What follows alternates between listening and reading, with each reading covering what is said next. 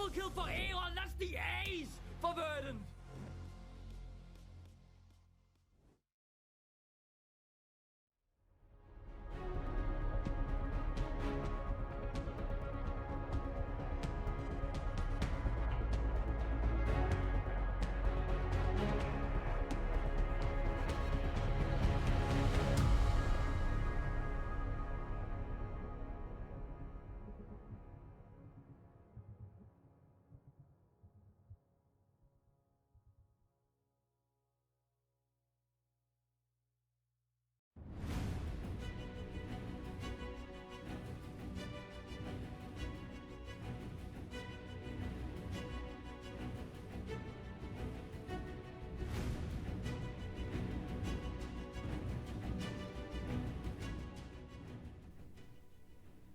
Lions Creed recovering from their weak start on week 2 and now starting off with a really good presence on this game for week 3, day 1. It was the match of the day, but it was fast. It was over rather quickly. So Aragon, we were talking about like what to talk about this game. Yeah. It seemed like it was volatile in the early game, but Lucian is quite important. I think it was super interesting. It all started out kind of sketchy for Lions Creed with a failed grub take without mid-prior from Tempt, and Bandera's dying, Johan dying, but then Johan gets some insane counter ganks down bot side, snowballing Jinjo to be able to play this mid-game really well. And in the end, I think he left lane 4-0, but that's really, really important when it comes to Lucian because you always want to play forward in the mid-game, and they managed to handle the Nocturne pretty well too. And I think on that point as well, anybody who's been watching Western League of Legends over the last couple weeks, Aragon will know, he's been on the LEC, he's seen this. The Lucians haven't been great. But that's partly because Lucian is not about whether the AD carry has the hands to play Lucian. That helps, of course it does. But it's a team pick. You have to be able to coordinate the mid-game vision to get Lucian that ability to go on the front foot. You want to feed him those kills, so he's dangerous when he does so. And I think Lions Creed, despite a pretty discoordinated week 2, this was a much better look. That Lucian looked really lethal, and that's credit to the team. And yet again, Johan is such an important factor for the team. We actually have something prepared for him, if I'm not mistaken. I just heard it from the production. So let's toss it in. And you wanted to talk about him as well, right? Yeah. I wanted to highlight he just had such massive kill participation, and I feel like sometimes the setup for getting players fed goes under the radar in terms of getting MVP. Like, you could very well give MVP to Jinjo here because he popped off and he was extremely fed and probably did a bunch of damage, probably most on his team. But Johan was the one who set it all up. He went bot side, spoon-fed him all the kills, and that's what allowed Jinjo to play the game here. So massive props to Johan. He was the reason everything happens. He's the catalyst. Yeah, and if he doesn't turn up, what happens, right? Like, some of those counter ganks he was pulling off, it could have looked very ugly in Illusion from behind, especially if you failed to manage the map. That looks even worse. I think you could go either way. We chose Johan, but, like, big credit from, like, you've passed the ball to one person, but then the person has to run with it, and that's credit to the team, credit to Jinjo and Johan. But on the other side, though, what about Verdant? They didn't seem to be as... like, it didn't click as much as it was supposed to. Yeah. Like, Nocturne ultimates were not as impactful as they should be. Sometimes, I think in League, there's not that much to analyze. And sometimes you play Nocturne and your early ultimates, which are some of the most important, especially with this ball delivery mechanic, they just fail. Right, they failed in the mid lane, they couldn't get kills onto Tempt, and then you lose more and more agency as the game goes on, and then by the time you get to mid game, by the time you get to late game, you try to throw your Orianna Nocturne ball delivery onto Lucian, he just face tanks it because he's so fed with the Milio. So it all starts with early and failing to get those level 6 ults. So I want to start talking with the interview right now. I think it's Baguette coming in from Lions Creed. I think he's ready for us. Not only is going to be a new face on the show, welcome. I don't think we had the pleasure of getting to know each other before. So welcome to the show. We need to talk about this game. By the way, love your flag behind. And I'm also a big fan. Let's talk about this game because not only is it really important for the mental of the team, but also the points. How important was this for you guys? I think it's really important to get back on track. Like after the 0-2 week against like Lightside and Filmcrest, like it's important for us to just get a win in the bag and go back on track. It's important for us to remember that we are contenders. Yeah, that's a rough way to put it because at the beginning of the split it was like, yeah, we're gonna get first undisputed, and now like Try to fight for that first spot. It's a different storyline right now. And as someone who's working with the team, how is your work with the team right now? Where do you need to focus? Because we often tend to look at the players where you need to upgrade, yada yada yada. We don't look into the analysts, the coaches, and so on. So I want to know, how can you upgrade the team from now on? I think like it's a bit of a problem when you have a team where everyone can carry. That we encountered. Like you can play everywhere. You can do whatever you want. It's a pleasure to draft for these guys because it's too easy. You can do whatever you want. You can counter pick top, mid, jungle, support, and everywhere. So it's really easy for us to go in every direction. But we needed to focus on one thing. Focus on how we can do this easily, and also we need to stop trying to be the hero of the story. Like in scrims, we had non-productive scrims for at all. Like we had a really big problem because the game either goes 10-0 against really good team, or we go 0-10. So we cannot practice anything. It's not relevant at all. For us, at least, in a global part, because yeah, you can play a game where I don't know, an Aphelios is 10-0, and it's not the same gameplay as playing a 0-0 game. And I think the last two officials we played was like 0-0 at some point, or we are a bit behind, and we never experienced this before. So we needed to say to players, stop fucking fighting for no reason, stop trying to be the hero, and just play League of Legends together as a team. That makes so much sense. I love that idea. And a question that I have for you, this is a rough one. That's okay. Lions Creed was presented as the super team. Mm-hmm. We know that. And more often than not, super teams that comes into esports, they don't often shine as people are expecting, because you need to get the synergy, everybody needs to click together, and everybody is expecting so much from them that it's actually unfair. But when you jump into this situation and you start losing or even getting those rough games versus Ruddy, you lost the factor of the super team. It seems like the community doesn't believe as much as they did before. Are you happy with that? Because now you can focus on the team like, hey, we don't care about that hype train. We just want to win, and we'll win anyway. Or do you feel like, guys, we'll bounce back, don't worry. No, I don't think there's any bounce back. I just think like a super team, every best team in the world lose at a point. You can see G-Rex not winning LCK. You can see T1 losing against Genji in finals. You can see everything like this. A team needs to lose at a point. It's important, I think, to understand why we lose. Because if you come, for example, to EMEA and you just 14-0 everyone and you are the best by far, you will have like, and you lose, for example, the first game of a best of 5, anyone can be disturbed. So I think it's a good thing that we lose, but that doesn't mean we are not a super team and we are not going to EMEA. I love that one, Baguette. Thank you so much for the interview. It was a pleasure to meet you, and I hope to see you guys thrive as well. Have a nice one. Thank you.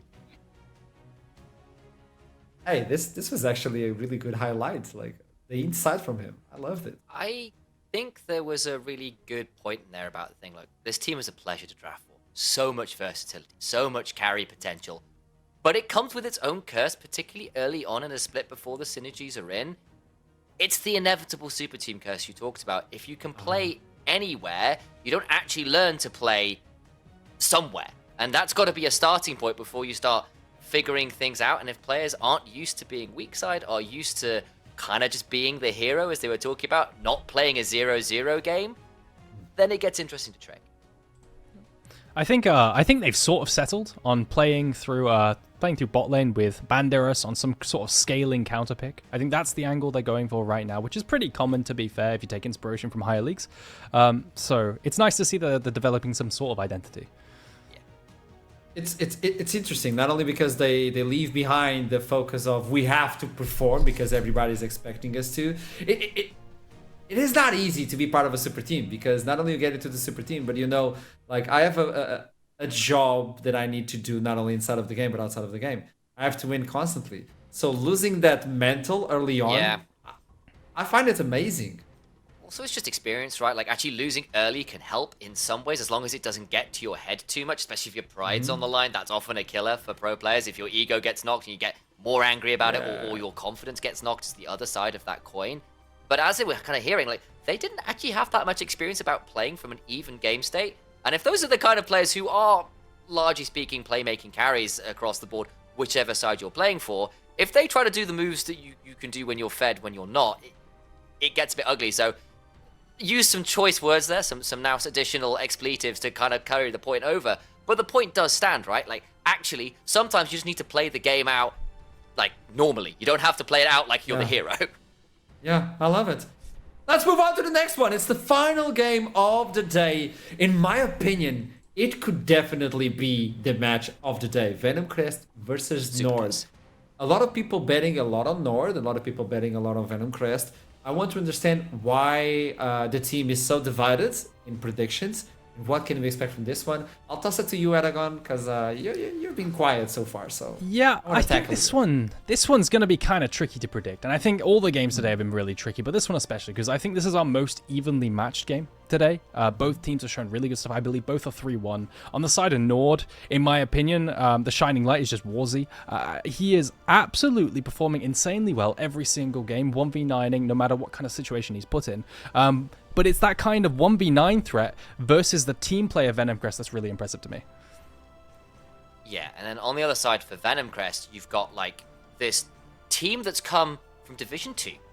Yeah. That people were kind of expecting to be a nothing team, kind of in the league, but whatever. You're a promoted team.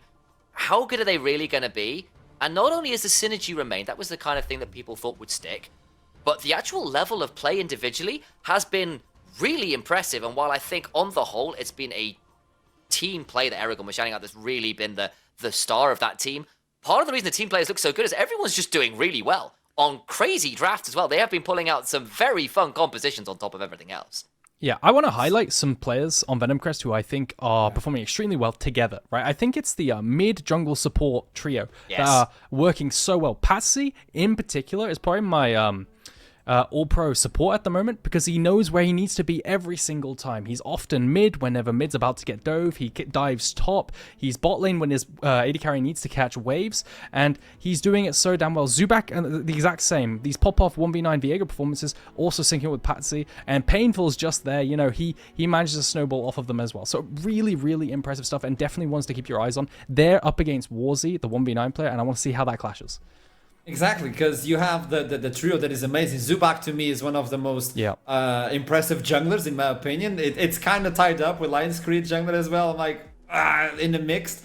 But Zubak is amazing. So far, he has used a lot of Bel'Veth and Viego. I think it's the only two champions he has played so far. But if he's fighting versus Warzy, I'm kind of afraid. And I want to know, what is the lane that I need to watch? As a viewer, what do I need to watch right now? I wonder whether it's not so much a lane as where does that jungle support from either team end up. So I think Aragon called it. It's the synergy between those members, particularly when they're doing things like playing Bel'Veth and Pyke as a duo on the side of Venom Crest. If you start seeing skirmishes where Venom Crest know how they play these kind of snowball aggressive picks and the enemy team's just not ready for it, the laning's not going to matter because you're going to be running into a 10-1 Pyke again. So question, we have Romeo on the other side, which is also an amazing support and likes to roam a lot. Yeah. So do you believe Passy will have that freedom to roam a lot, or will Romeo punish that Hound for that? I mean, that's the thing, right? I think Romeo has looked really, really damn good too. I remember his Blitzcrank was just landing every single hook, Nautilus as well. So finding these engages, I think that's Romeo's big strength. Whereas Passy, his early game and knowing where to be all the time is that's like the dichotomy we have. It's really, really good. And so we have it. Tell me, yeah. Just saying, the only addition to that point, I'm going to step on your toes. I'm sorry. The host's going to do no me worries. after the show. It's me. It's over. But if you are going to be seeing Romeo on things like the Blitzcrank and the Nautilus, if Passy is being tracked well, those are the kind of counter roamers that could really do in Passy's kind of style of play. So actually, I think there will be some eyes on Romeo here, because if he does manage to punish what Passy is doing, that could get really difficult for Venom Crest. We're about to jump into Champion Select, if I'm not mistaken, as I've just seen the time. So I would like to ask Eragon about this one, because we talked at the beginning of the show that this patch will give more power to teams that have a bigger champion pool and can adapt a little bit better, but it will also punish people that don't have that big of a champion pool. Meanwhile, with these two teams, which I believe there are contenders, how will this patch affect them? How do you predict this? It's a hard one. I'll give you time. I don't think it'll affect Venom Crest that much. They seem to like to play a pretty you. similar way every single time, and we highlighted they love their Belveth Viego, you know, these kinds of champions, and playing kind of reset compositions where you play for Pike ults and Belveth resets. So maybe not so much for them, and I think you could prepare for that as well in a sort of way. Whereas on the other side, I'll let you take this one, Initialize, if you can. Yeah, I think this will be interesting because what we've seen from the limited data we have on mid lane in particular is because Karma's going super high priority, hell, even Knight's starting to look at it. If we were asking Warzy to be the 1v9 carry, we're seeing a little less of that from mid lane. Yeah. Whereas I look on the other side and I see, okay, Painful gets to pick up Karma to empower his Psycho support and jungler who are going in on every pick they can find. That feels pretty good. And maybe that's not because I think Warzy will be able to play that champion just fine. But it's not necessarily the Akali. We still see some of that as well. But if we do see that continued shift towards a couple more of those enchanter options, towards more things like the Corki, there's a little less playmaking out of the mid lane, and that might hurt. I think fundamentally, no matter what, I want to see Warzy on a carry. No matter what, if it's Akali into a control mage, if it's Corki scaling up and having package, I remember he was incredibly good on that. Regardless, I don't really want to see the Karma, and if they are blue side, I'd rather just ban it. Okay, so we talked about almost every single lane, and we're forgetting about, well, Eragon, this is your lane. Lenny versus I'm staying quiet. This is an amazing one, because you're talking about a champion, not a champion, but a player that is a champion in itself, Nile, like... Yeah, Nili is absolutely phenomenal. I mean, historically, he's been one of the best top laners, if not the best, in our region for a long time, especially like last summer or last spring.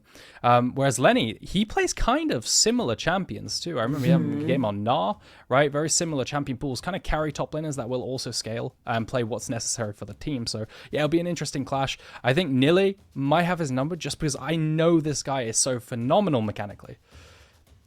Okay, which brings me to the question, will we finally see a game where Ornn is not picked? Yeah, that is pretty weird, isn't it? It's not bad, but I don't know whether he's kind of like as powerful as people have decided he is. What he does do is offer really easy team fights. Like, I need a go button, Ornn does it, there's a lot of immobile carries. It's not an unvaluable pick, I just don't know if it's as valuable as we've been seeing. Yeah, I mean, think most of these top laners could probably counter if it was blinded though, so I don't think either of these top laners will be comfortable to throw it out freely. Yeah, it's just being used as a blind pick today. 3 games in a row, which is really odd because if you look at major region stats, it has been played twice in every region, in every major region. So just comfy for NLC players and easy team fighting, like you said, in a dragon meta. I don't mind it at all. It's just very counterable. So very, very much on the red side. If you blind pick Ornn into Nili, you know, maybe you're going to get hit by the Gwen. He plays a mean Gwen or not, or something like this, and eventually outscaled. Yeah. Like the only other note I'll put on this one is we have occasionally seen the Ornn locked in with the Senna. That was primarily Carrier though. So I'm just saying it was Carrier. Carrier did it with Goops. It was Senna Ornn, and it was just not okay. It was really, really silly. But that's kind of the top end of teams that know A, what they're doing with Senna, and B, a guy like Carrier who plays literally every champion in support. So we'll see whether that becomes a more common thing elsewhere. With this in mind, I would like to warn everybody at home that we're running into some issues putting everybody on the lobby, so that's why we haven't started the champion select quite yet. So we're buying a little bit more time so the players are comfortable jumping in. These things happen, and meanwhile we'll have the opportunity to talk about these teams in question. And one thing that I want to highlight as well, Zubak always gives that priority not only to the mid lane but also to the bot side. He's not that I need to go for objectives, I need to farm as much as I can. Roshan, do you believe it's the same playstyle, and can they clash in their objectives of where they are going? Obviously, you guys highlighted Warzy and Painful as the go-to of these junglers. They want to highlight the mid lane. But is that a clash, or might we see a farmer jungler just trick us a little bit? I've taken a look now at the champion pools, and I think Roshan seems to like a bit more early agency, right? Stuff like the Trundle, and to get in there. It also provides a little bit of front to back, but he likes to, with the Xin Zhao too, be able to play off of early ganks more. Maybe gank bot side. I don't think you head top side too much in this team comp. He's also played the brand to play for objectives more so in combination with something like the Rumble to give free prio. So he's definitely flexible. Maybe more so than the opposite side. That was kind of my read too, because I was trying to think what my read on Roshan was. It's like, I feel like I've just seen him play quite a lot of different stuff. Because obviously, you're right, there is that kind of early aggro stuff like the Shinzan and Trundle, and even honestly, Belveth can kind of do that as well. Much like a Kindred, like, you know, like those champions actually level 3 or so are actually quite scary. It's then they kind of scale later on and kind of snowball super well. But the fact he's brought in the brand, that's quite a versatile player. I'm kind of waiting probably another week or so to see whether I've got a true read on the guy, but I think I'm there with Aragon. Relatively flexible, even if he's a less out-and-out tip of the spear type guy that Zubak has been for the team and a focal point for the team to focus around. But we also saw on one of the games that Venom Crest lost the fact that if Zubak is not on a really good day, things go downhill really fast. So this is something that I would like to let you cook until we talk about it, because I want to see predictions. Obviously, Duckling is nervous. I know, it happens. He's minus only 30 by now. It happens. But I want to know where people voted for the last game, because Venom Crest versus NORD, I think this is everybody's going different ways. Ooh, I have a 5-pointer on NORD, and I'm a little bit concerned because all my predictions have been a bit shaky outside the LLS one, which got me a 1 point. Fortunately, I think if I lose 5 points here, I am still first, but it is brutal still. Yeah, and I think for this one, I actually went, just double checking now, I put 3 on Venom Crest. I took a little bit of a gamble on this 3 one. Actually, on I Venom think Crest. I gave them an edge. I've really liked their team play. I still like the way they draft. And I think they have been competent enough laners that NORD won't find the ingress in lane that they have against some other teams. But I think it is close enough that I could be very punished for that. And in fairness, I've had a few of my flips go wrong this split, considering where I am in the standings, so I'm not sure how accurate that will be. We'll hope this one works out for once. Do we have an update on how many casters analysts are negative points at the moment? I'd love to know. Today was miserable. I don't know whether I'm out. I might be back out after this date will go down in history as the purge of points. I think everyone has. Everyone we just spent them all, throw them away. Yeah. This was a rough one. I'm trying to find the graphic. No, we still don't have them. All I'm saying, guys. No, is we have that... a few. So we have. Okay. Oh boy, Rude Dude is on minus. Initialize is on minus. Oh boy, you are actually really deep. I think that was at before the Lions Creed 1, which might have put me back up again. How many points did you get? Let me double check. Initialize, you put in 3 on Lions Creed, so you would go from -6 to -3. Back to 0. We're dead even again. No, Perfectly you're on balanced. -6. There we go. From -6 to -3. You're still negative. Oh, I thought it was only on -3. Unless the next your bet next is successful, you put 3 points on Venom Crest, right? Yeah. In which case you'd be neutral again. Neutral again. Yeah. Should we just ever say like? Don't worry. Initialize is on -12. It's boy. just going down. It's just going deeper. Yeah, I lost 6, so yeah, it's not gone great. So yeah, I'm on -3. Oops. Okay, I got information that we will have access to the pick and ban in 5 minutes. Okay, so we can talk a little bit more about this game or more stuff if you guys want to talk about it. But I would like to remind everybody back at home, this is quite important as well. I often just say this 2 times in the broadcast, so might as well bring this for the 3rd one. If you want a wireless mouse from Steel Seas themselves, you gotta step up your game. All you need to do is head on to Twitter and put in your predictions. It's quite easy. Predictions in. If you don't have a Twitter, well, you're just lagging, okay? There's something wrong with you. So put on Twitter, get the weekly community predictions contest so you can win a Steel Cities Aerox 5 wireless mouse. Every single week, Steel Cities will be giving away 1. And you're only allowed to win once per split. This is quite important. So we can give some sort of opportunity for Middlecott to get a mouse. Look, all I'm saying is there's a number of extra letters in Middlecott's name that he just doesn't need for this prediction because he's a bit mid, isn't he, when he comes to these? He keeps losing. He's not getting the competition. He's not actually on broadcast to defend himself either. He's just too many extra letters. Much like he's got like too much extra stuff on his mouse, like duct tape and blue tack or whatever else he needs to get working. What did Middlecott do to you? He's No. catching strays. He was like, for no he's reason. just a great target to like throw insults at. I find it quite cathartic as a human. I It's thought not it was like he can Duckling. dodge. He can't I click, mean, so he both. can't It's dodge. both. Yeah. I think I'm just not a very nice person, Aragon. I think short of it. Duckling has become, the one who's been bullied the most this split. For some reason, he's become the scapegoat. No, I think for Well, sure. okay. I think it's been a couple years now of him just kind of deserving it. Like it's that kind of like Danish supremacy thing he's got going on, and then his teams fell. It's like, how can you not mock that like a lot? He's just he's a silly little When guy he- who deserves all the Yeah. hate he gets. When he actively makes fun of being born in the UK, and then half of our talent is UK. I know. He's asking for trouble. Like, It's interesting. keeps It's an interesting complaining choice. about UK. I'm fairly 1v5. certain the national pastime is like throwing insults at your mates at the pub. So like That's there's true. like a solid like pedigree of just being mean to people. I love it that he's typing. He's getting You can himself see, ready yeah. for. Yeah, you can see that. He's like, Duckling is I don't typing. care. Well, what's he gonna Yeah. say that's of any value? He can type what he wants. We're like, Hey, Duckling, instead of typing, get better predictions so you're not that negative. So, meanwhile, about to jump into this last game, Venom Crest versus NORD. We're about to jump into the champion select 1 minute before we go. We were talking about champion pool, we were talking about the junglers and all that. Mental wise, and this is something that we discussed a little bit before on Lions Creed. Venom Crest and NORD right now are on the Xen, right? And whoever wins this one will get that boost, that mental boost. So this is a quite important game. Yeah. Obviously, it's not the match of the day. We talked about this previously, but I think for both teams, this is a really important one because they are both fighting for the same spot, the first seed for playoffs. yeah. So this is quite an important game. This is an extremely important game now. Like I'm just looking at this and remember, natives dropped, Verdant dropped. You win here, you gain sole possession of first place, which is a big deal. So both these teams now got a lot more weighing on this one than it did earlier in the day when we had those 4 teams tied at 3-1. Yeah, I This think is not a best of one. Yeah, tell me. Yeah, I think another really interesting thing is that Venom Crest are coming off of the back of a win against LC, right? If they beat NORD here, that's like another top tier team they've knocked down. The rest of the Yeah. games in theory are even easier, right? So they could just ride the high of being 2 of the best teams, and I think the only one that contends them after that is Verdant. So strength of schedule wise, it'd make it their lives really easy. So this would be we came from Division 2.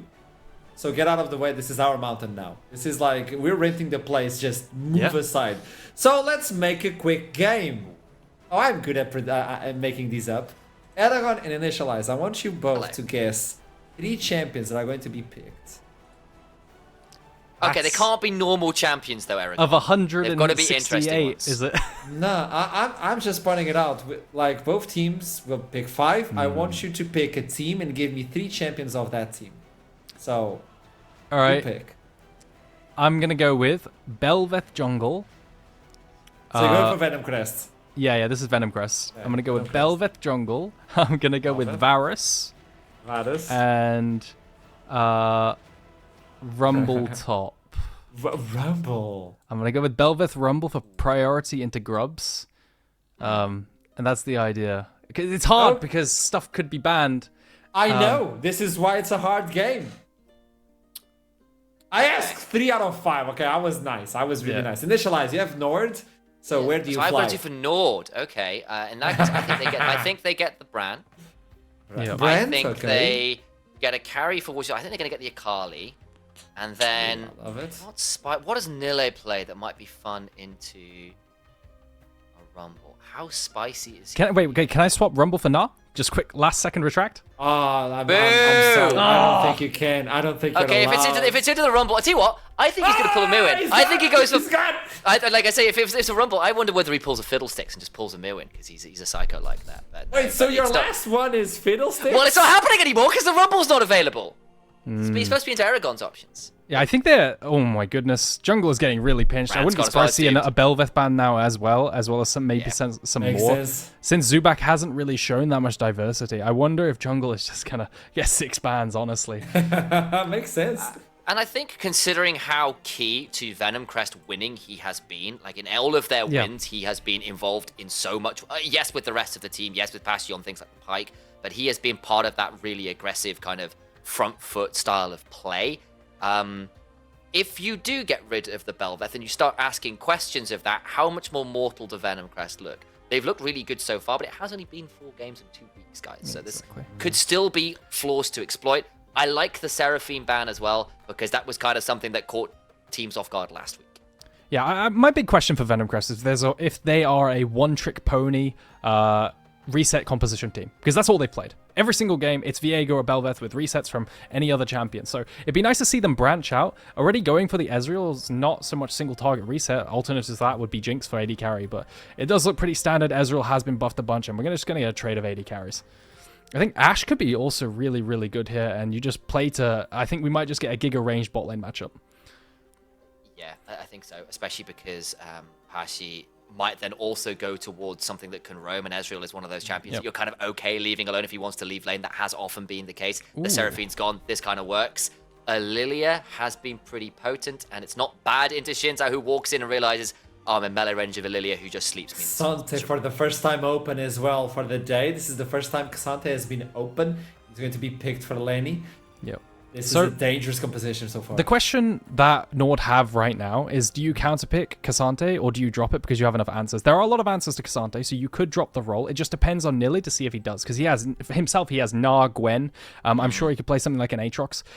So it's up to him. Otherwise, they just secure the support. Yeah, exactly. So they're going to drop it. Romeo's That was their Nautilus, thought process. right? Yeah. And I imagine now... How often have we seen Varus Nautilus? It's just a regular pairing, right? Exactly. We've seen that so much. So now NORD are going to pinch support, right? And what you could potentially pinch is there's a bunch of different options. You could pinch the Braum. Braum's really, really good into the Nautilus, and it stops the engage and pairs off really well with the Ezreal. And for the side of Venom Crest, you're probably going to try and pinch the Gwen and the Gnar. I think that's probably the angle.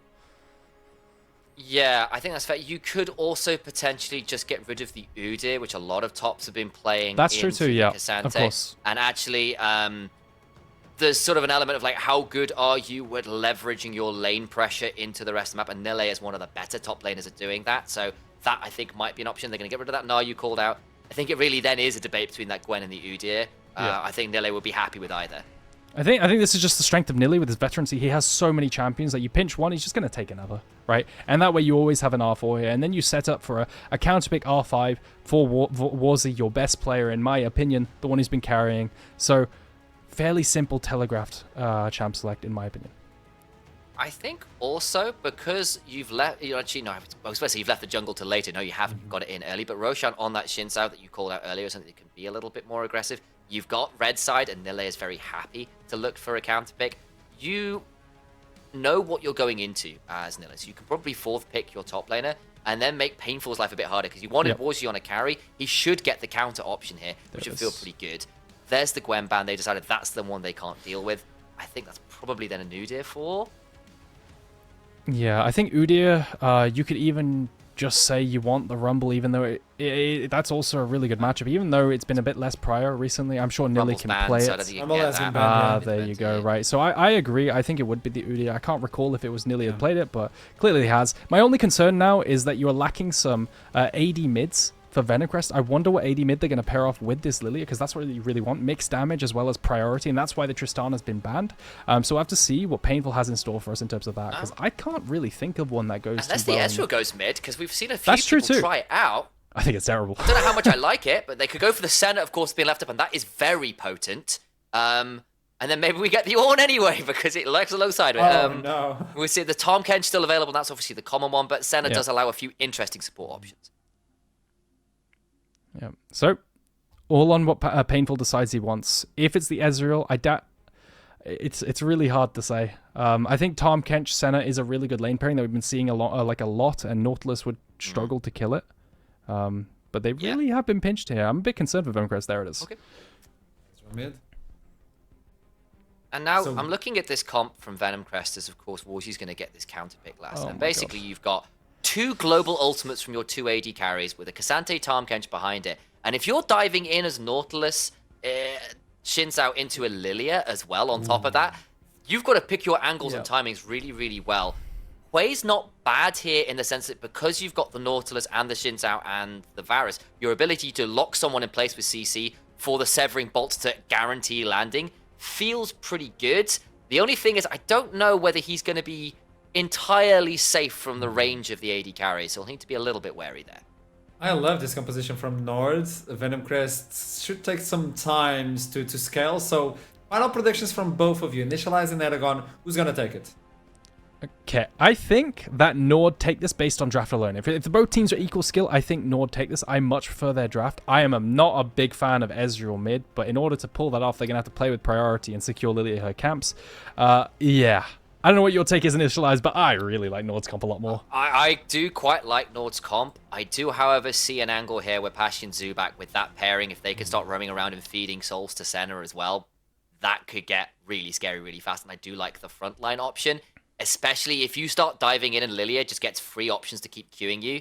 That could get scary. Yeah. I'll stick with Venom Crest, but Nord's got a good comp too. Yeah, it's all on how well Zubac carries, in my opinion, so eyes on him. Too. It's going to be the last game of the day. NORD versus Venom Crest. Without any bullying, let's toss it to Duckling in Foxdrop. Thank you, Ashram. I appreciate that.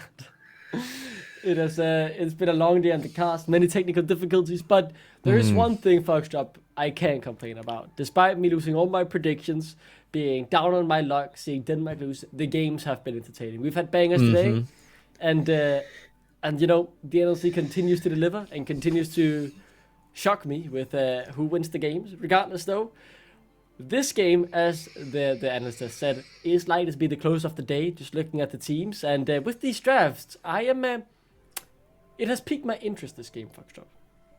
No, for sure. I was really looking forward to games 3 and 4 today, this being game number 4. And I just, I think the Lions Creek game delivered as well. And Venom Crest and NORD, for me, look like 2 of the best teams. I mean, obviously, by their rating 3 and 1, they are 2 of the best teams, but just by the eye test, when you look at them on the Rift, it's the teams that I've wanted to see face each other, honestly, for the longest time. I think NORD starting off a little bit weak, but then really turning things around and have looked very solid since then. They're looking really, really good, and Venom Crest has been so surprising for me, probably the most surprising team in NLC this split. That's a fair point. Yeah, I just think the expectations coming in, I didn't really know what to think about these guys, and they've done super well. Not just doing decent, they're just actually looking like a top team here. So one thing I will say, however, so I have predicted against Venom Crest, I'm gonna say 3 times, and they won every time I vote against them. So then I thought I learnt my lesson. And they even tweeted me saying, hopefully you've learned your lesson. So I voted for them. And it was a game they lost. Oh. So, Venom Crest, if you're listening, I put 5 points on you this game. All of my points on you guys winning. Do not let me down. I will be thoroughly disappointed if Venom Crest come out the losers of this one. I agree. I need this.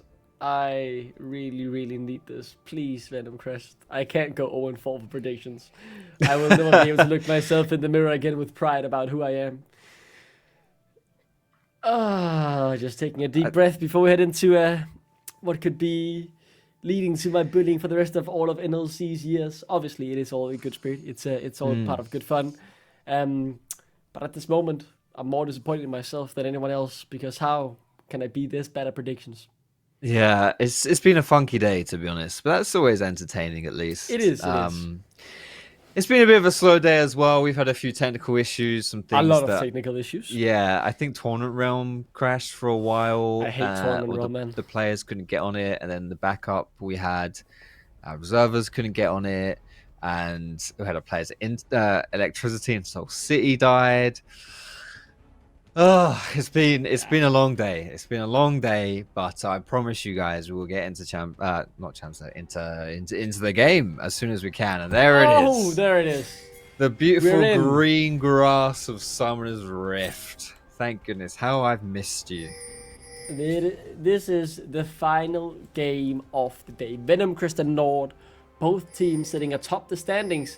These are our only 2 3-1 teams now, with both Verdant and Natives losing today. So whoever wins this game will be the first place team in our league.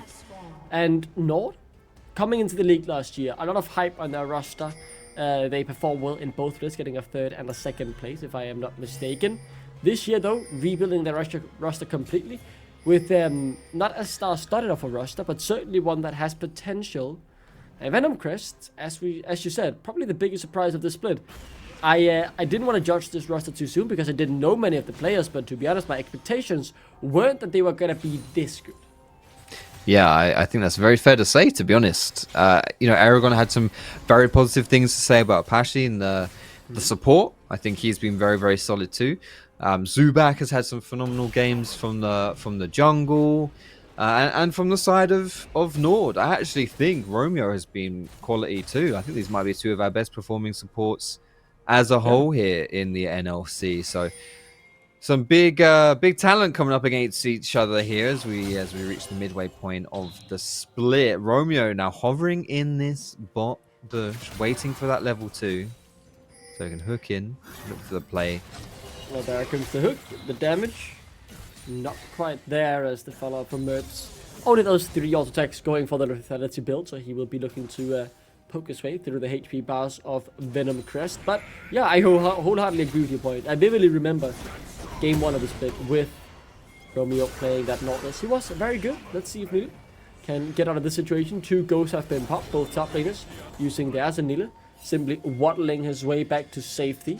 As they couldn't quite close the gap on him. So back to Romeo. I remember his performance there. It was very good. He connected many hooks where you said he shouldn't be connecting these, but he somehow just did.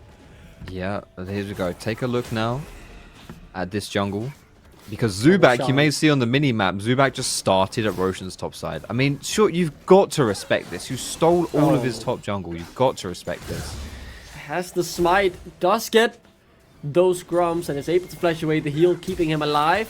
Now though, will still fall. Wind becomes lightning, connects, and that's the solo kill for Roshan early on. Now Lenny though, underneath the turret, Romeo up here as well. Lenny, no HP, surely he is dead, and yes, he is, as Nila will stay alive underneath the turret. Phenomenal start from NORD here. Very nicely done there by NORD to punish Venom Crest for their greed, to be honest. I'm really surprised. I'm really surprised that Zubak would take Zin's top side and then not expect some kind of return invade when Zin figures out what's happened. Maybe the assumption was that Zin would invade the Venom Crest bot side, and so they just assumed that was what was going on there. But with the lack of vision, you can't really make such assumptions, and there's a huge punish there. Roshan getting 2 kills early, and that dive for Lenny. It's, really scary start here for Venom Crest. Maybe Foxtrap, you've cast curse at them with your predictions. Honestly. For the next time, please do tell me if you plan on predicting on them, and I will not do so. In the end, though, Zubak trying to get something back, and this might lead into another horrible mistake. No flash. Yeah. Oh, Zubak, what in the world? The Scry's Bloom is right there if you wanted to check. Come on, man. I think potentially he didn't want to hit it because he didn't want to reveal his position, but I don't know, it's bad stuff here. Zubak really that's just questionable. Disrespecting. Yeah, just disrespecting Roshan, who already has... That's a good word, because it feels a bit disrespectful, right? He just invaded you, he read it like an open book. Obviously, you're going to think about how can I get something back into the game, but just this time not doing your due diligence. As you said, the Scry's Brew was right there. Clear it first, make sure you can take it. Obviously, I like the thought of getting something back, trying to equal out the situation, but you can't just do it completely ignorant. Here's my problem with that play, right? Yeah, like the thing is that Zubak was on those chickens respawn like as soon as they came back up, and he knew when they were coming back up because he started on them because he invaded topside, right, at level 1. But the thing is that Roshan knew that he took his topside level 1, knew that Zubak was on Roshan's jungle, and so knew that Zubak on Lilia, who is like an AoE queen as far as jungle clears go, would probably be thinking to go for the repeat invade. So like it's a pretty telegraphed play, all things considered. It's just, again, I've used the word disrespectful, I'm going to do it again, and Lenny, again, no flash. I think the use it, it's completely right. Yeah, like the ghost is coming up in 5 seconds, but I don't think ghost saves you from this situation. He could be in trouble again. He's trying to get that level 6. Will he be able to? Can he knock him underneath the turret? Will the Church beat that? Not close. Quite. Might still find the 1v1. Lenny. Nice. What? That's an incredible outplay. And at a crucial time as well. Venom Crest needs something going for them in this game, and that might just be it. Now Subak, yet again struggling in his own jungle as Painful is fighting Warzy, so he can't really come up and help. Good jukes on the skill shots for Painful.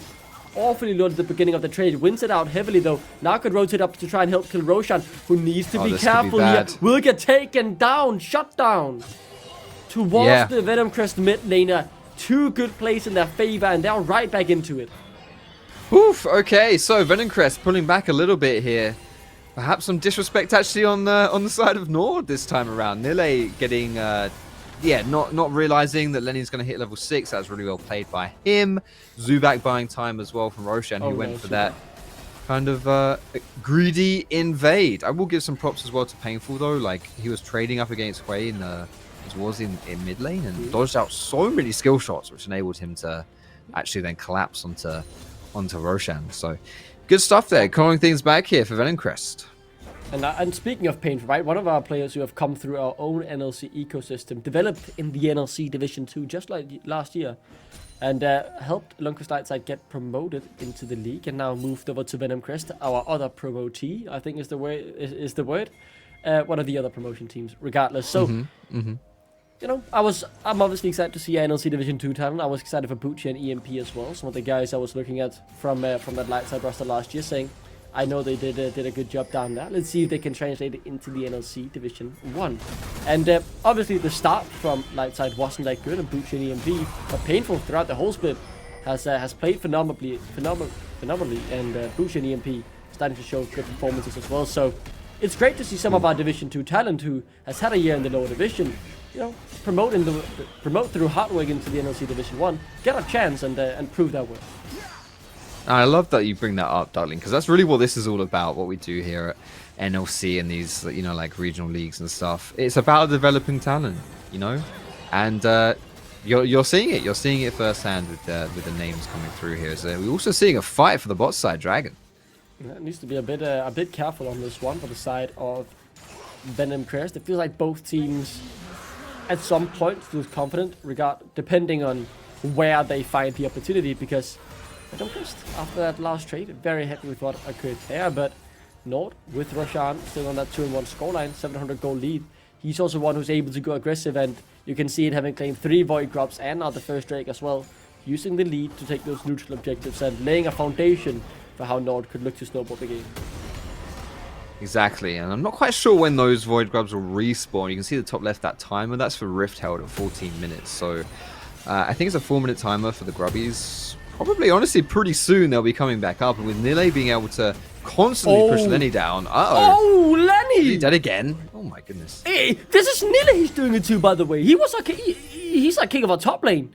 Lenny just solo bullet him twice. Nile dominated the league all of last year, Foxtrot. You remember this? You saw him run his top lane kingdom, and I mean that was inch perfect from Lenny in both of those outplays. Incredibly clean. It's a bit strange, isn't it? Like, you look at what Nile is able to do in this top side, and I wholeheartedly agree. Like, he is not only been, in my opinion, not like the best top laner that we had last year, but probably the best individual player, in my humble opinion, from last split in the NLC. To go down twice already, especially considering he's just got full control of the lane, it's kind of surprising. Yeah, Wind Becomes Lightning does go wide, but I don't want to put this all on you. I think it's just Lenny playing incredibly well. And I do also want to say, in terms of the Udyr, I just don't really see the point of it. Might have to hold on to that point though and elaborate on that later, as rotating heavily up towards these Void Grub, and luckily for Subak, he realizes that and doesn't overcommit. Painful wants to poke a bit. That Q very close to hitting the Dreadfly, not quite connecting though. And now Venom Crest wants to fight this flash in. Lilting Lullaby on 3. But the CC immunity from Nile will allow him an escape. Now Roshan, likely forced to flash here, will try and secure that last Void Grub, will not be able to, as one goes over into the pocket of Venom Crest, but they force some summoners, and I mean, they stop them from getting all 6 Void Grubs. They did, but the magic number of being greater than 4 is what you need for the Void Grubs to spawn those Void Mites when you start attacking a tower. So Nord will be happy about that one. I think that Venom Crest were a little bit too slow on the uptake for that fight. A decent idea, but to be honest, like I feel like the team of NORD is really hard to lock down with crowd control, and you kind of just saw them walk away from the flash engage there from Lilia. Yeah, so I do want to get back to it as we're watching the top lane, unless Roshan stops his back right here. Yeah, it is more so about the fact that the Udyr, I can obviously see it a bit in lane. I've seen it do well there, but I struggle to see how it translated into to helping the team. Where someone like a Cassandra and On have huge impact in team fights. I so often just see the Udyr not having an impact, and it's regardless of what league I'm watching. If it's LEC, LCK, or LPL, whichever league I get the opportunity to watch, I just don't really see the impact. And I know Trouble got into a big debate about, I think it was with AGV2 on Twitter about it or something, because she also has this view that she just doesn't see the worth in the pick, and it might just be me and her, but I just struggle to see it have an impact, but it's still getting picked somehow. I don't know if it's something you can elaborate more on why it's strong, but I'm not too sure. It's good into the Cassandra specifically, and I think in this kind of meta, when you have something that can nullify-ish something like Cassandra, that is always going to be quite valuable. I also think Udyr is a champion whose worth is like it's not just him as a champ, like it's very much like who he can play against as to how effective he'll be. I know that sounds kind of obvious because that's probably true of most champions, but I think especially so of Udyr, specifically, like, can he just run you down? Can he just run at your champions and lock you down? If there's a lot of like CC or like maybe even like terrain being built up and stuff, then it's a lot harder for him to be effective. And I think in this game, you know, when you see champions like Senna and Lilia, there's potential there to just run them down. And Top's getting dove here, by the way. I'm fairly certain. They're diving top, and they're getting the kill. Dead. I mean, we've already seen him die twice. No need to see it thrice, right? The king of our top lane, we'll have to keep that image intact. Regardless, no Merps. Does he look for this? Oh my god, that damage is disgusting. In a 1v2, forces out the defensive Devour from Deadhound, but it might not even be enough to save his support, because he will die until the wind becomes lightning, as Warzy will claim the credit. Now though, diving a Tem Kench might be a bit risky. The shields that could come through might be massive, but doesn't even get the chance to pop them. Roshan though falls and Party gains that kill. That is actually crucial in the end though. NORD happy with that overall, getting Merps a kill and also more plates into his pocket. And the question is, what does Venomcrest get as a response? You can see Ezreal trying to bring down some of that mid side. It's going to get 2 plates there. 2 plates were taken top as well as a crashing wave. So a decent-ish response from Venomcrest, considering they went 2 for 1 anyway. But yeah, I think, as you mentioned, NORD will still be relatively happy with that one. You know, like getting some stuff onto Merbs. Like, he's actually really scary this game. He can be a big terror here for Venomcrest to have to deal with. And all in all, relatively even though, I would say, from that players. Now we're setting up for this dragon here. Second dragon of the game. So, the first Drake for Venomcrest in this game looks likely to be secured without any real fight about it. It seems like they're turning away from it. No, they'd rather go for the fight than secure the objective. Merps is the target, and Lenny, with that TP in, will be able to help secure the kill. Going over to Painful, get the Drake as well, and Venomcrest happy with the play. They invested a bit, but they certainly got the payout. Venomcrest very happy with that. They got Dragon and they got a kill. Considering Herald's up, this might mean that they can go for a second objective here. Although Deadhound is really not near and doesn't have teleport either, so I'm gonna have to respect that. This is just a 4v4 for now. Oh. Okay, that's a lot of damage. Yeah, good play is not messing around. Those QW things, I don't know the name of them. I haven't quite managed to learn all 13 abilities as we see them in action here. Painful. Taking even more damage. Romeo lock him up, but now might have to flee for himself. What am I watching? Juking so much, but not enough in the end. A creative flash leads to his doom, and Painful gives over the shutdown into the pocket of Roshan. Deadhound now being run down by Merps.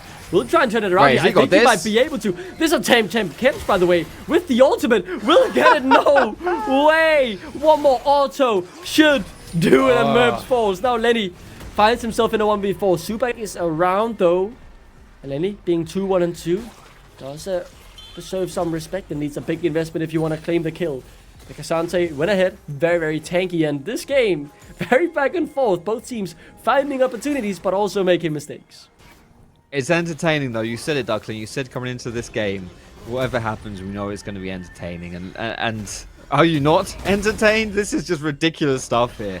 Love that Atam Kench on 20% HP. can still take down Varus. Of course, will give some help there to Pashi, who Yeah. did throw down the ultimate to tip the scales a little bit. But it is just, trading blow for blow here. Really, really intense game. Herald looks like it's going to be going down to Venom Crest. That's a little bit extra on their side as well. Going to get that gold too. When that does crash down, no plates obviously available, but still, if we can crack like this mid-tier 1 or something like that, which otherwise is quite difficult to do versus Hui, maybe we can open up this map a little bit more for Venom Crest, get some vision down and take control of the map a bit. Merps though will be able to claim this turret down in the bot lane. When that connects, will they go for it? No, they won't. I thought they might have seen an opportunity, but holds off on it. Subek instead went out towards his own Crocs. Roshan and Romeo camping inside their opponent's jungle. Subek might be the target. He has flash. He's in trouble. So could be able to get out and find an escape, but he's up against 4 at the moment. Get out of there, Subek. Go run, Lilio, run. The flash has been forced out, and he is able to escape. Painful. Trading back onto Roshan, who will, as revenge for losing a couple of Raptors early on in the game, claim his opponents with the smite. Gets away, just hopping with his life there. It's a 5v5 in mid right now. Nord's going to go for the dive. Ulysses sees him up, and the Q comes through. Just a bit of damage now, but it's Venom Crest to go in first. They want all the smoke in this one, and they're gonna get it. Roshan being the target. Painful takes him down before he himself loses too much HP. And Merps, how did he end up in the front line? Taken down by Deadhound. The Herald charge comes through. They charge beneath the turret. They don't give a damn, Venom Crest. They take the fight, and they take everything else as well. 3k goal lead now in that possession. Nord were not expecting that one when they went for the dive. Didn't think there'll be 5 people under there ready to return. Nile with the engage on the dive, just running towards Ezreal and slapping him with the bear stance.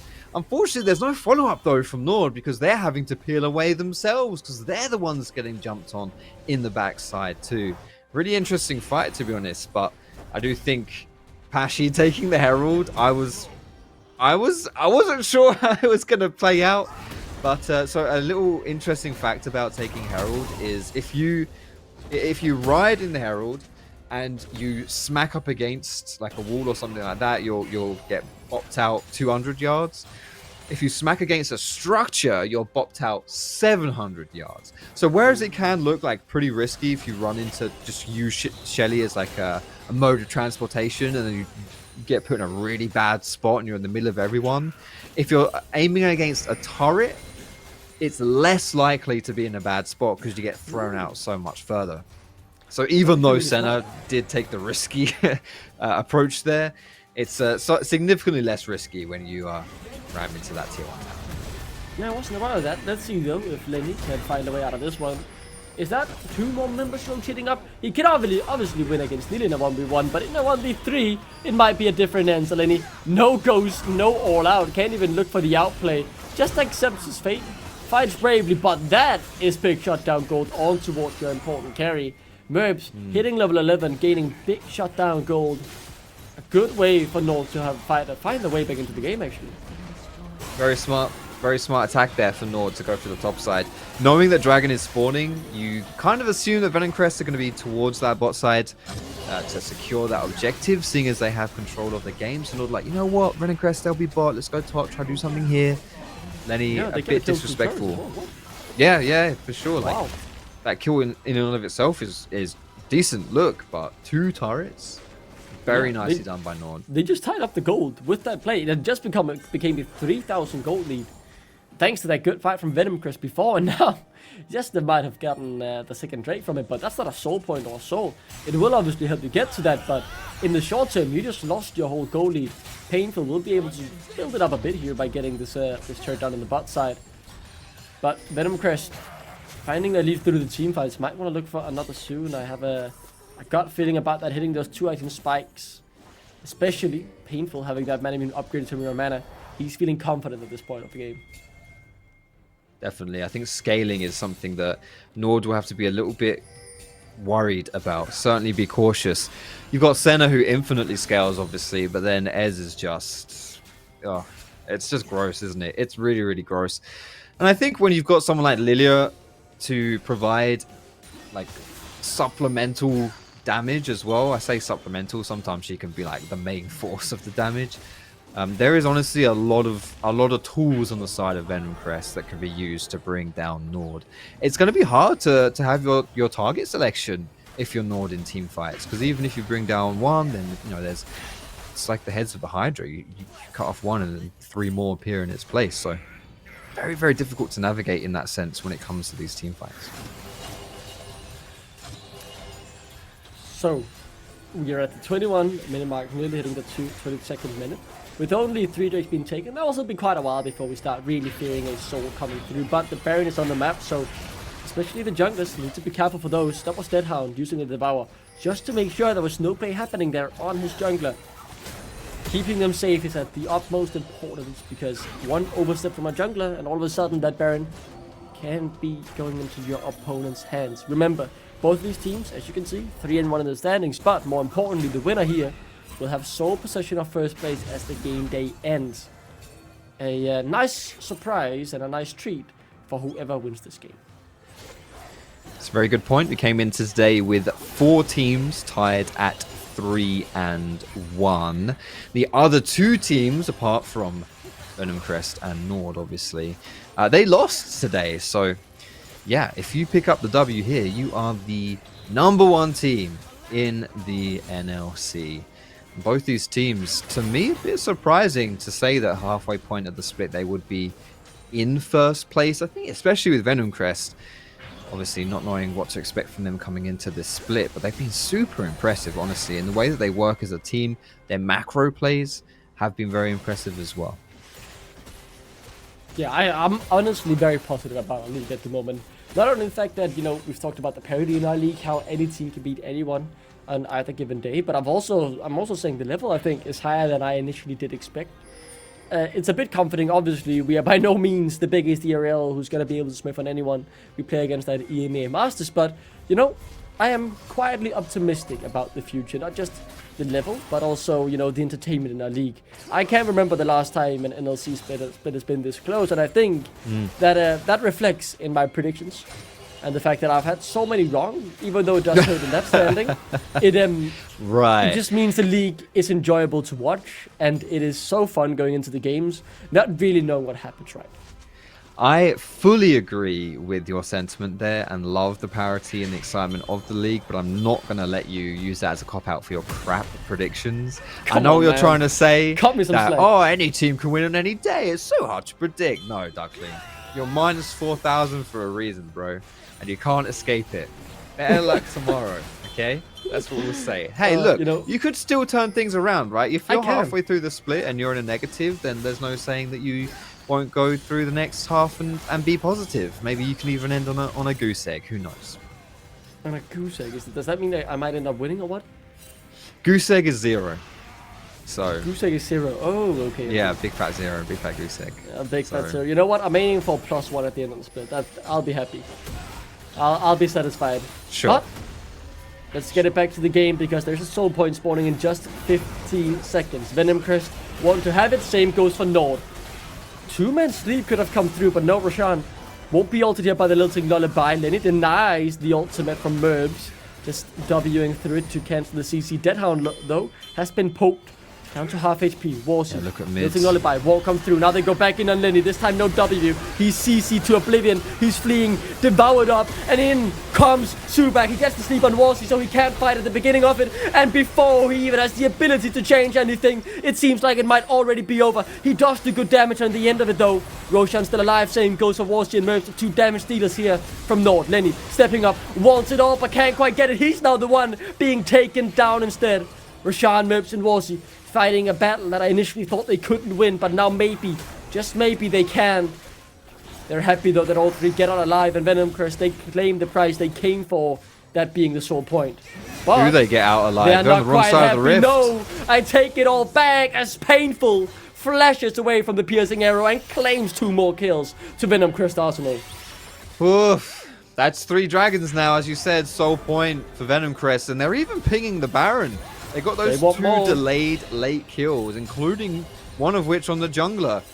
There's a potential. There's a look in here. Maybe Venom Crest go for it. It would be I don't know. I think a little bit much. I'm going to say a little bit much if they were to go for this, but they actually are starting it up. Okay, here we go. Yeah. The fireworks are going to TPs be are flying coming here. through. Lenny, Painful, and Deadhound. All now full HP. Right back into the thick of things. 5 seconds still on Roshan spawning. Merv's not alive either. It is 3 men from Nord who have to defend this, have to try and steal this. But with the smite being up, it seems a bit too tough to really be able to do anything. And as soon as you give Venom Crest an inch, they take an arm.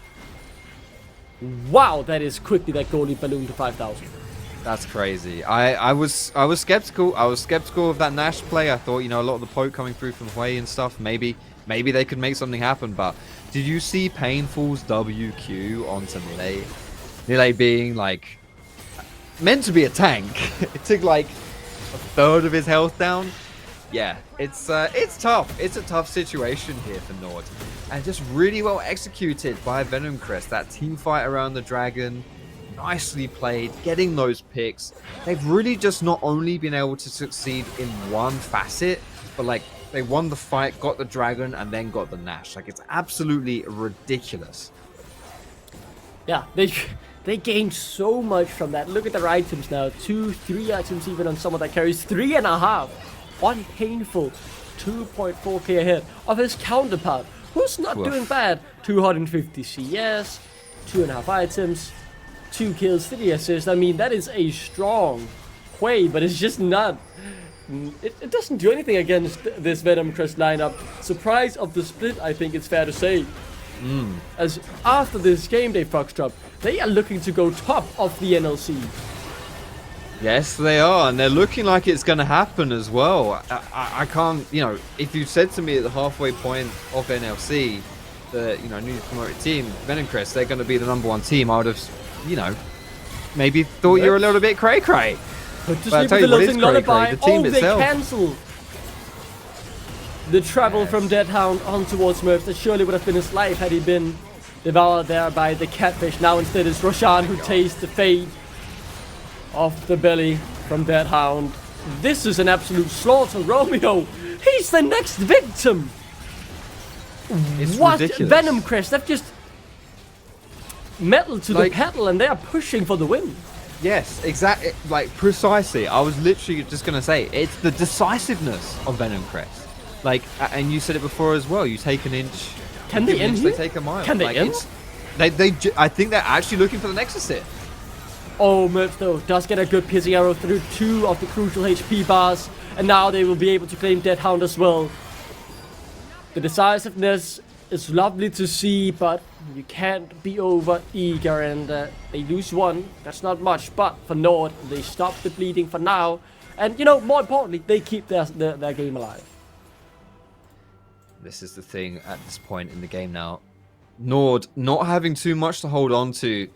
Venom Crest wanting to make sure they don't throw this game. This game is all but theirs at this point. They have so much damage, and the fact that they're so accelerated into this game, with the likes of like even champions like Senna, who is not really meant to have all the damage. Like, there's just so much deeps coming through from Venom Crest, and until Nord get tankier, they don't really have an effective way to deal with it.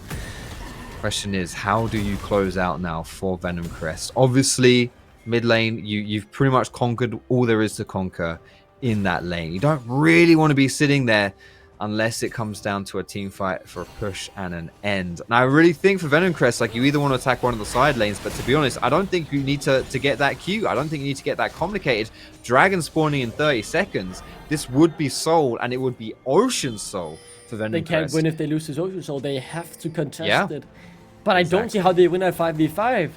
I mean, the I agree. poke, I it has to agree. be phenomenal from Mervs. But the thing is, look, he doesn't deal enough damage yet, and the front line is too tanky for him to really be able to poke through it. I don't know how he's going to find all those snipes on Painful, who's been playing painfully well if you're a Nord supporter. Yeah. They turn their attention to the Soul, Nord give it up, but I feel like with that, they give up the game.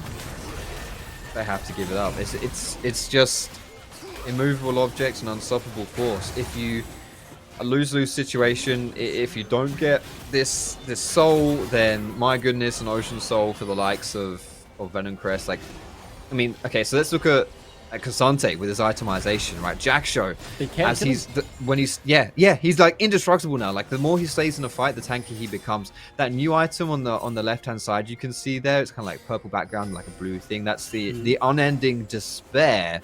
The longer you're in combat with someone, essentially periodically, you're going to be healing. Like I think it's like 20. I don't know. It's You're gonna be again healing a lot. an immortal tank item. If you can stay alive for it to start getting its efficiency off. And now you just added the Ocean Soul. Like, literally, how do you kill them? I just don't They think you can't kill him. I'm completely sure of it. I'm making the statement without really seeing them try. But look, I didn't notice that Q hit him. That is a lethality variant with 3 items. Yeah. Who's 2k ahead of his counterpart. Obviously, with that being their supportive cat hound in this game, they can't kill Lenny. Oh my god, they can't And how kill are they gonna Lenny. get a pick? Like, Romeo has to do something magical here to lock out Painful, but the thing is, to me, if you don't get both of the carries in Passy and Painful, you won't win the fight, and you have to do that quick because Supak, Lenny, and Deadhound, to be honest, they might just be able to carry a fight 3v5 because the lack of damage, and yes, there is burst on NORD, but the burst is just nowhere near enough.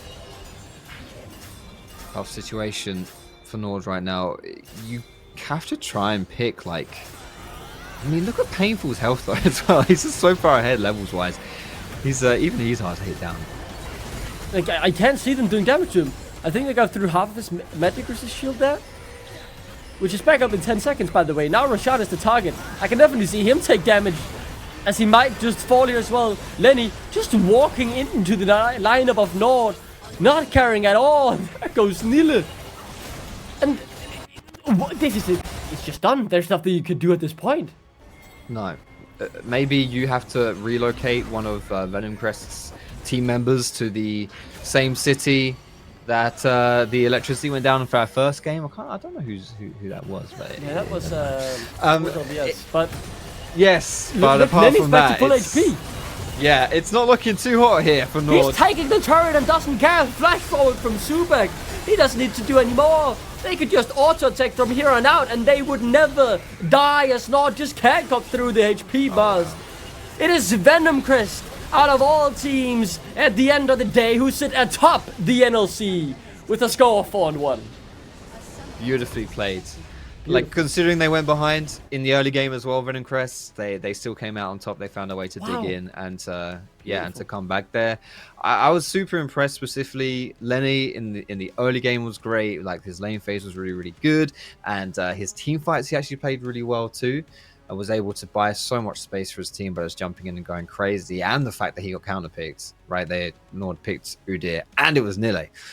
Painful though as well. Like, if you kind of think of like a baton passing across from Lenny to Painful, he was doing absolute numbers in those fights. He was ridiculous too. So I knew it was over as soon as the Ez mid was locked in, and Aragon said he doesn't like Ez mid. So what I will say though is Venom Crest are looking good. They are looking damn Hell good. yeah. And fair play to them for sitting atop the NLC tree at the end of this day. Congratulations to them. It is a fantastic achievement, and I can't wait to see what's next. Our league, though, does continue to deliver exciting and close games where you never really know what's gonna happen. And I finally got a prediction right for the day. That's the note I want to end it on. I'm not 0-4. Thank you, Foxtrot, for cheering with me. We're gonna throw a short break, and when we come back, the analyst desk will break down this heartbreaking day for me, but phenomenal level of entertainment we had in the NLC today. Thank you for watching so far.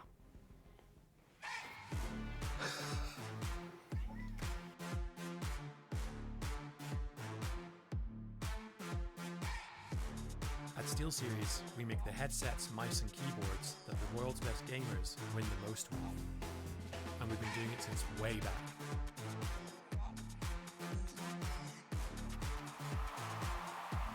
It's up to you how far you go, but whatever you do, go for glory.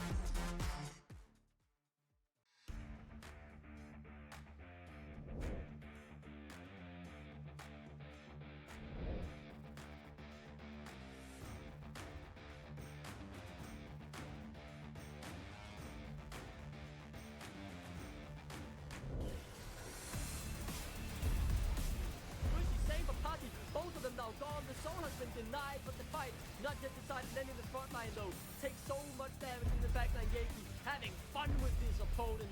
Triple kill for Rusty Sniper. He's made Jin look like a champion, and it's the 8th.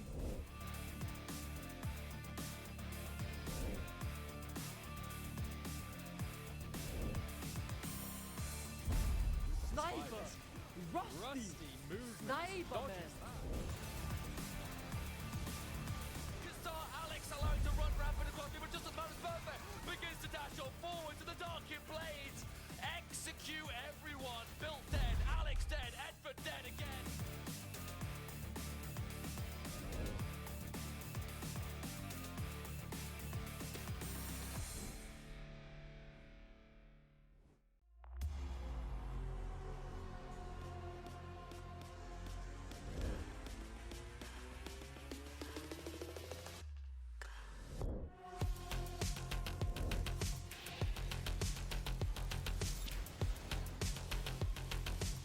Agony Pain about to live up to his namesake, and he's dead as well. Here he comes. They're going on in. Trying to find an angle in. Big man. Lenny! Tries to find some time for Lenny with a fate sealed that might just do it for the game. A double kill for Pashy. Pike drags them all into the dark, dark waters.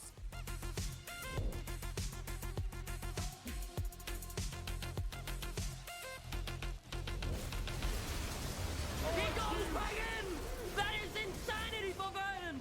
The triple kill for Elon, that's the ace for Vernon!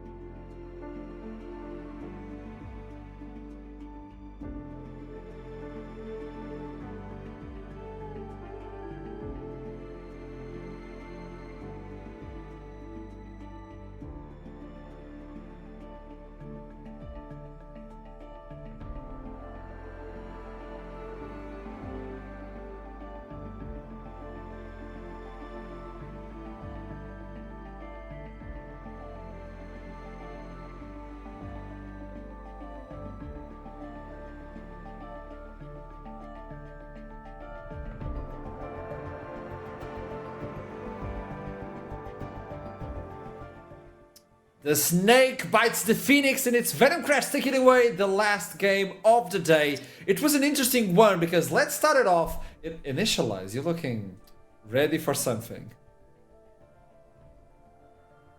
You know what that tastes like, Archer? No? Victory. Ah, I'm back to 0, baby. The points are back to even. How's it feel, Aragon? How are your points looking? I think I'm still on 11. I don't think about it. It's fine. Don't worry about it. Just need to have a bad day, man. Just one. I did. Just one. Minus 11. Wow, from 22. Yeah! Oh, Wait. Fox drop? He came out of left field. Oh my god, the duckling. Look at it. Oh, look at Veteran as well. He's down at 6. Oh, look at this. They blinded him out. Sensitive warning. Oh. To people at home who have sense. Minus 10. Look away. Minus 10. That's a plus 18 rating. Flippin' heck. No. Keep it that way. Keep it with the sensitive content. Hey, this is not as bad as I thought it would be for me. Okay.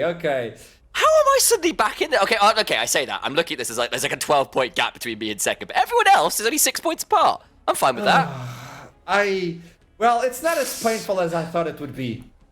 Well, talking about pain, let's talk about Zubak versus Roshan in the early game. I think that's pain in the crudest way. Yeah, Talk I to mean, me, Aragon.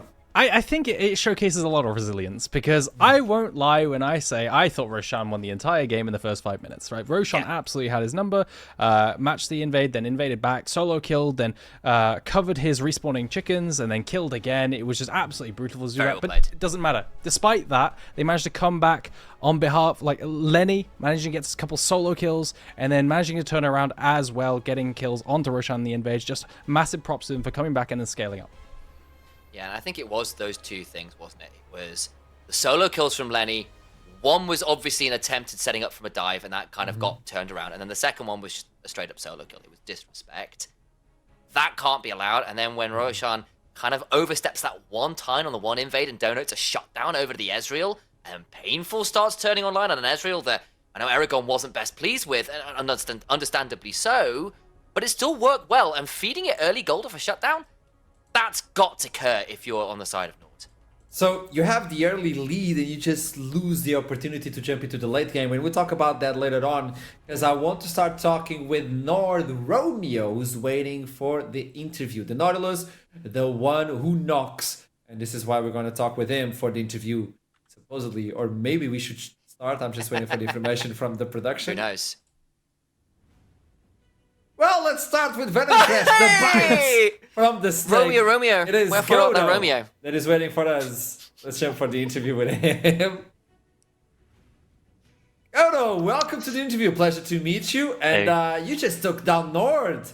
How's it feeling? Yeah, I'm feeling good. Yeah, I mean we are first, like the only first place in the league, I guess. So pretty good. That's it. Like, you started today, it was a 4-way tie in the first place. And at the end of it, you're isolated. How was the team looking, communications and all that? How the players feeling? Hit me. I know it's week 3, day 1, but there's a sense of pride, no? Yeah, I mean for sure. I mean like it's a rookie team, so it's pretty good that we can see that they are performing well in officials also. And yeah, for the communication, it's a bit weird, but I mean we are working on it, so it's fine. What are you expecting coming from Division 2? Like, okay, we just got promoted, we're just looking for something on Division 1. And all of a sudden, you make this mountain yours. Like, it's not even... The hype train is real for Venomcrest. So tell me about it. What are you expecting this? I mean, to be honest, like, so we joined the project with Zuko for this place, right? And we kinda like had to rebuild as a project, I would say. I mean, we kinda had to like get new players and stuff like that. So Uko on his side made a really good job on the scouting, right? Like his scouting signs, I would say almost a year now. So we can add like some true prospects for this year.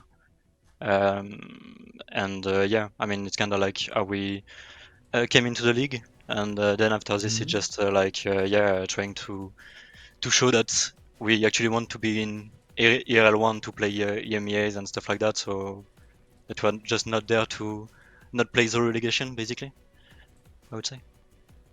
We talk a lot about Venomcrest and the way that Zubak works as a jungler, and we often talk about if he falls behind early, it's a complication. We just saw him today getting smashed by the enemy jungler. It is a reality. Roshan was reading him like a book, but it was really interesting how the team itself stepped up to bring him back. So you always knew you would outscale the enemy team. Were you worried about the early game with the Xin Zhao?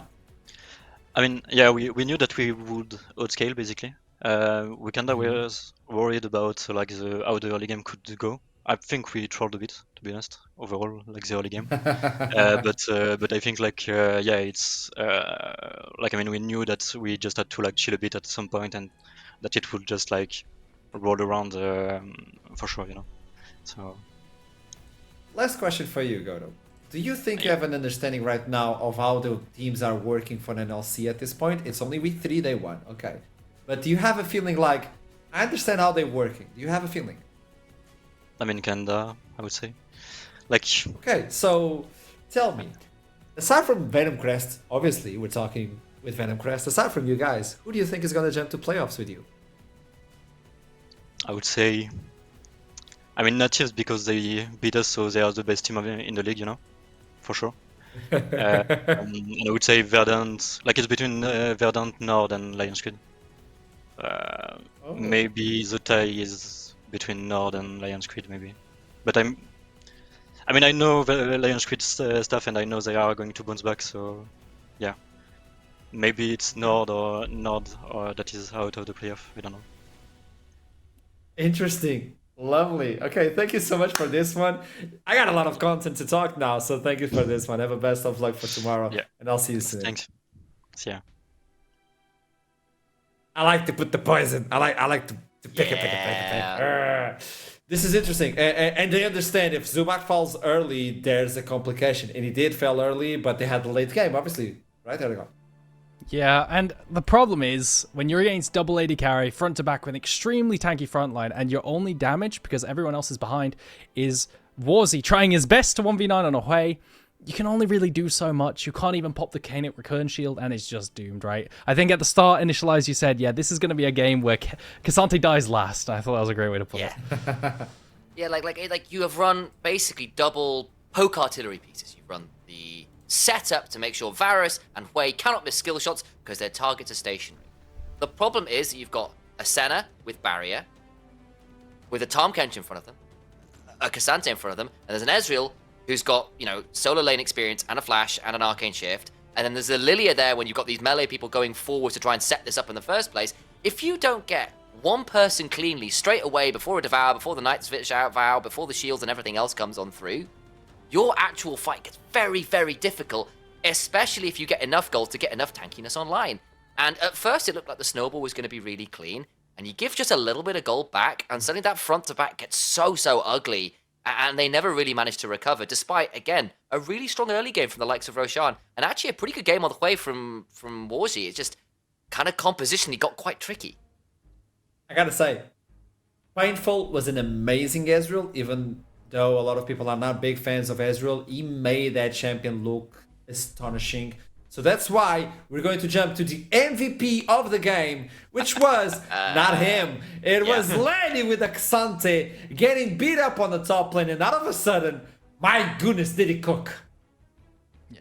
I think you can make an argument for Painful, though. I think, what was his KDA in the end? 919? The guy put on a lot of damage. Despite the rough early games, it didn't actually matter. But the reason we're giving it to Lenny is because despite getting Dove, right, being put so far behind, he managed to solo kill Nilly twice in the top lane in a counter matchup with that blind Cassante. So, and then he became a massive factor in the team infights later on. So that's exactly why I think that's incredibly hard to do. So Venom Crest, tell me, Initialize.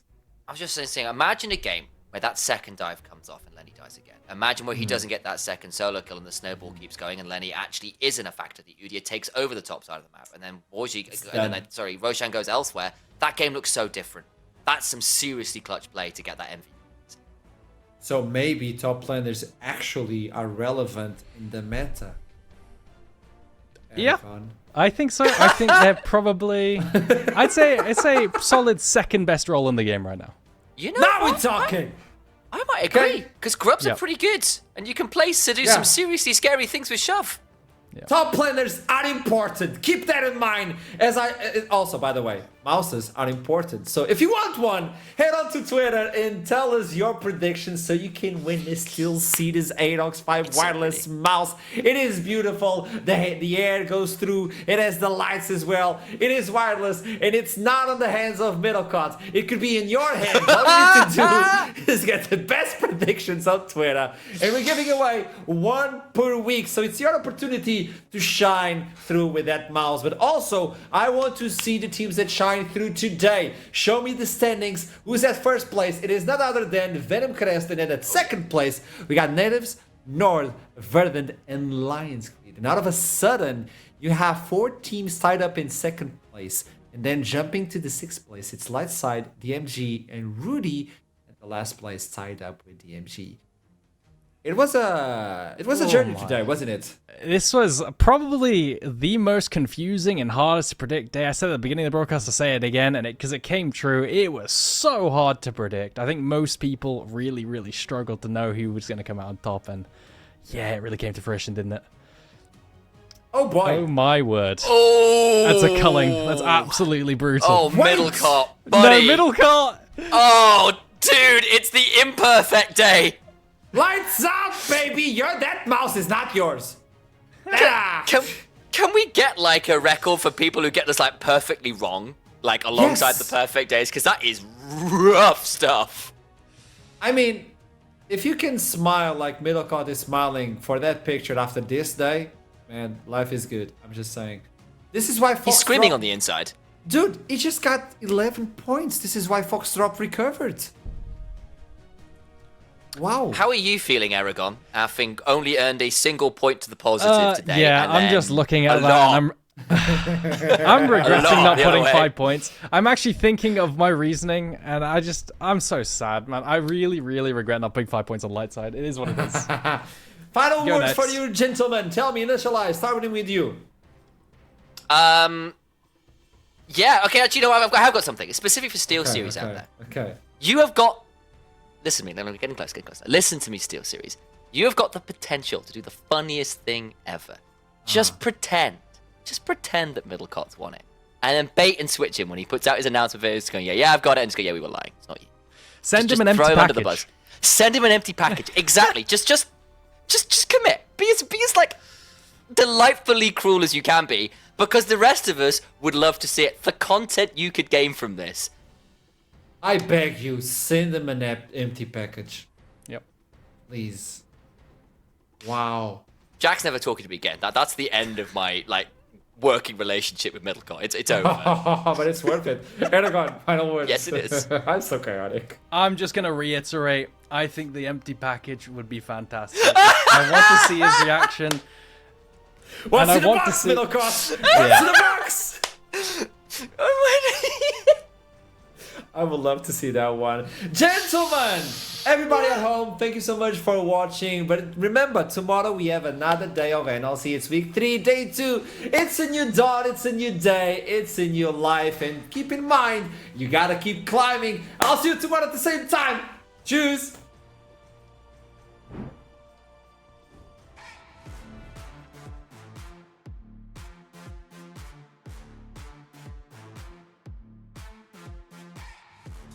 At SteelSeries, we make the headsets, mice, and keyboards that the world's best gamers win the most with.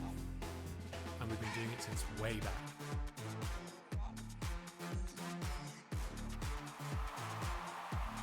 It's up to you how far you go, but whatever you do, go for glory.